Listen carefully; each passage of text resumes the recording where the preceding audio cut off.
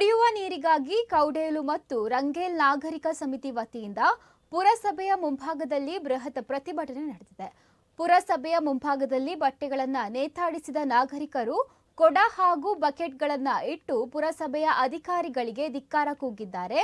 ಕಬೀರ್ ಅಹಮದ್ ಅವರು ಪ್ರತಿಭಟನೆಯನ್ನು ಉದ್ದೇಶಿಸಿ ಮಾತನಾಡಿ, ಪುರಸಭಾ ವ್ಯಾಪ್ತಿಯ ಕೌಡೇಲು ಹಾಗೂ ರಂಗೇಲ್ ಭಾಗದ ನಿವಾಸಿಗಳಿಗೆ ಕುಡಿಯುವ ನೀರು ಸಮರ್ಪಕವಾಗಿ ಪೂರೈಕೆಯಾಗದೆ ತೊಂದರೆ ಅನುಭವಿಸುತ್ತಿದ್ದಾರೆ. ಆದರೆ ಈ ಭಾಗದ ಸದಸ್ಯರು ಯಾವುದೇ ಸ್ಪಂದನೆ ನೀಡದೆ ನಮ್ಮನ್ನು ಪ್ರತ್ಯಕ್ಷವಾಗಿ ನೋಡಿದ್ದಾರೆ. ಈ ಬಗ್ಗೆ ಪುರಸಭೆ ಅಧಿಕಾರಿಗಳಿಗೆ ಲಿಖಿತವಾಗಿ ಮನವಿಗಳನ್ನು ನೀಡಿ ಸಮಸ್ಯೆಯ ಬಗ್ಗೆ ವಿವರಿಸೇ ಆಗಿದೆಯಾದರೂ ಈವರೆಗೆ ಯಾವುದೇ ಪರಿಹಾರ ಸಿಕ್ಕಿಲ್ಲ ಎಂದು ಆಕ್ರೋಶ ವ್ಯಕ್ತಪಡಿಸಿದ್ದಾರೆ. ಚುನಾವಣೆ ಸಂದರ್ಭದಲ್ಲಿ ಮತಗಳನ್ನು ಕೇಳಲು ಮನೆ ಬಾಗಿಲಿಗೆ ಬರುವ ರಾಜಕೀಯ ನಾಯಕರುಗಳು ಮಾಯವಾಗಿದ್ದಾರೆ ಎಂದು ಆಕ್ರೋಶ ವ್ಯಕ್ತಪಡಿಸಿದ್ದಾರೆ. ನೀರು ಪೂರೈಕೆಯಾಗದಿದ್ದರೂ ಸಮಯಕ್ಕೆ ಸರಿಯಾಗಿ ನೀರಿನ ಬಿಲ್ ನೀಡುವ ಅಧಿಕಾರಿಗಳಿಗೆ ಮಾನ ಮರ್ಯಾದೆ ಇಲ್ಲವೇ ಎಂದು ಪ್ರಶ್ನಿಸಿದ್ದಾರೆ.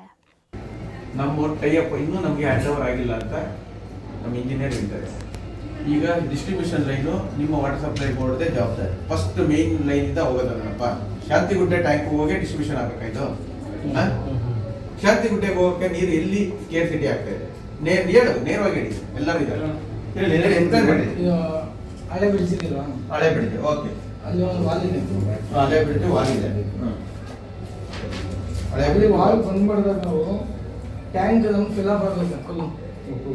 ನೀವೇನು ಹೇಳಿದ್ದು ಗೊತ್ತಾ? ನಮ್ಮ ಸಮಸ್ಯೆ ಅಲ್ಲ, ನೀವು ಪುರಸಭೆಗೆ ಬರಬೇಡಿ, ಹೋಗಿ ಇಂಜಿನಿಯರ್ ಕೇಳಿ, ಅಲ್ಲಿ ಜಿಲ್ಲಾ ಪಂಚಾಯತ್ ಕೇಳಿ ಅಂತೇಳಿ ನೀವು ಉಡಾಫಿ ಮಾಡ್ತಾ ಇದ್ದೀರಿ, ಹೇಳಿದ್ ಕೇಳಿ. ನಾವು ಅದಕ್ಕೆ ಸೌಜನ್ಯದಿಂದ ಅವರಿಗೆ ಮಾತಾಡುವಾಗ ಎಲ್ಲ ನಮಗೆ ನಿಮ್ಮ ಟೆಕ್ನಿಕ್ ನಾನು ಹೇಳ್ತೀನಿ. ಇಲ್ಲಿ ಸ್ಕ್ಯಾನ್ ಸಿಟಿ ಇದೆ, ಅಲ್ಲಿ ಇದು ಡಿಸ್ಟ್ರಿಬ್ಯೂಷನ್ ಲೈನ್ ಇಲ್ಲ, ಸ್ಟೋರೇಜ್ ಲೈನ್ ಮಾತ್ರ ಇರೋದು, ಎಲ್ಲ ನನಗೆ ಗೊತ್ತಿದೆ.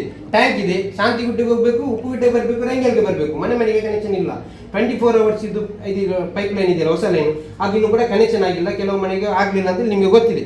ಇದು ಬೇಡ ನಮಗೆ, ನಮಗೆ ಸೊಲ್ಯೂಷನ್ ಕೊಡಿ, ಅದು ಕೊಡಿ. ನಾವು ಅದನ್ನೇ ಕೇಳಿ ಕೇಳಿ